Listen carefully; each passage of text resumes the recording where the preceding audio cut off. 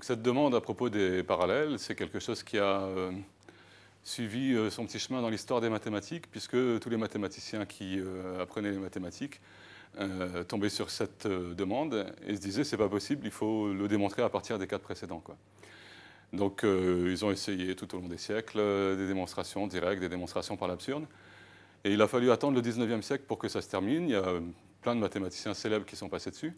Il a fallu attendre le 19e siècle, 1830. C'est un Russe qui s'appelle Lobachevsky, qui est dans une période, il faut se replonger dans la période de l'histoire correspondante. On a quand même, par exemple en France, on a coupé la tête à un roi. C'est quelque chose qui était quand même assez inhabituel, disons. Et donc le dogme qui consistait à essayer à tout prix de démontrer cette cinquième demande est quelque chose qu'on pouvait se permettre de remettre en question à cette époque-là, quoi. Et donc Lobachevsky imagine que, en fait, non, on peut choisir autre chose que la droite parallèle unique. On peut essayer plusieurs ou on peut essayer aucune. Lui, il essaye plusieurs et il trouve que la géométrie marche bien. Alors, depuis, on a trouvé des modèles, des représentations, un petit peu comme ici. Ici, on représente une géométrie dans laquelle ça ne marche pas. La cinquième demande d'Euclide ne marche pas. Pourquoi? Parce qu'il n'y a pas de parallèle à la surface de la Terre. Il n'y a pas de parallèle parce que de grands cercles se coupent toujours en deux points diamétralement opposés.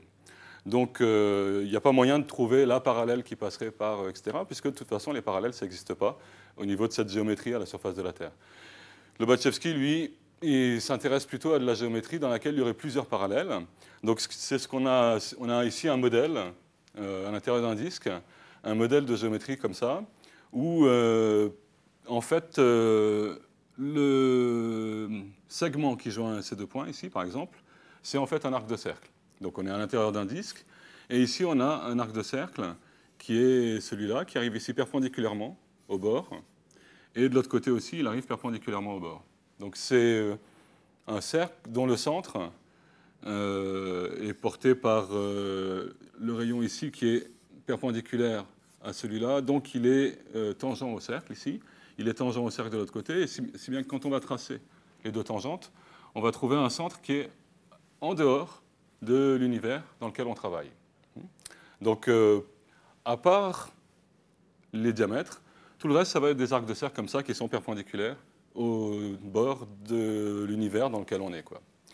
Et alors, ça donne une géométrie un petit peu curieuse parce que si on regarde par rapport au centre, ici, donc on va peut-être marquer ici le centre, autour de ce centre, il va y avoir ce qu'on appelle des triangles équilatéraux aussi, mais avec une autre géométrie.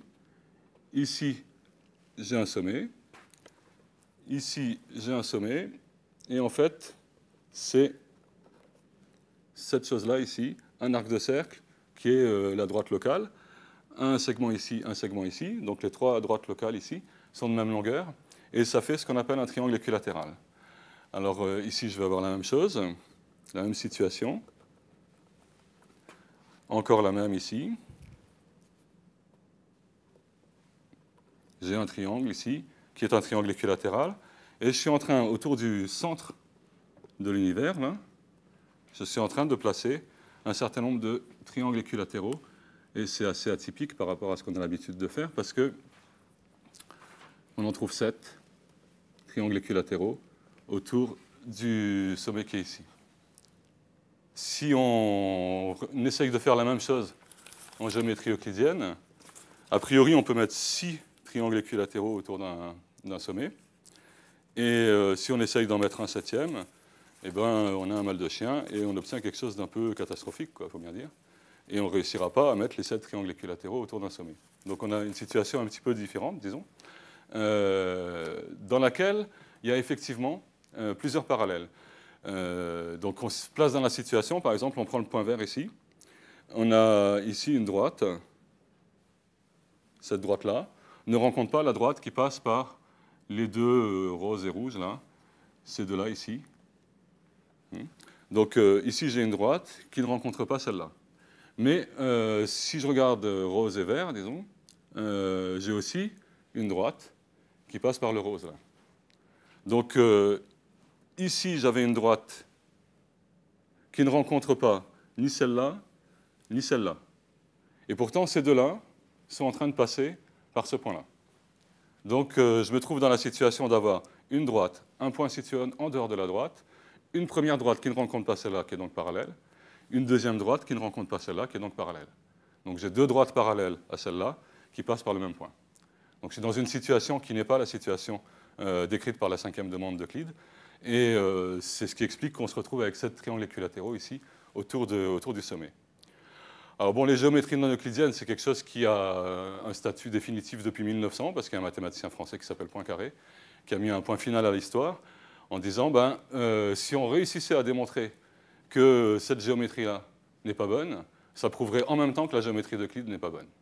Donc si les géométries non euclidiennes contiennent un défaut, qu'on n'a pas encore trouvé et qui va se trouver peut-être dans quelques années, eh ben, le défaut rejaillit sur la géométrie euclidienne, et inversement. Elles ont exactement la même valeur logique. On peut travailler aussi bien en géométrie euclidienne qu'en géométrie non euclidienne.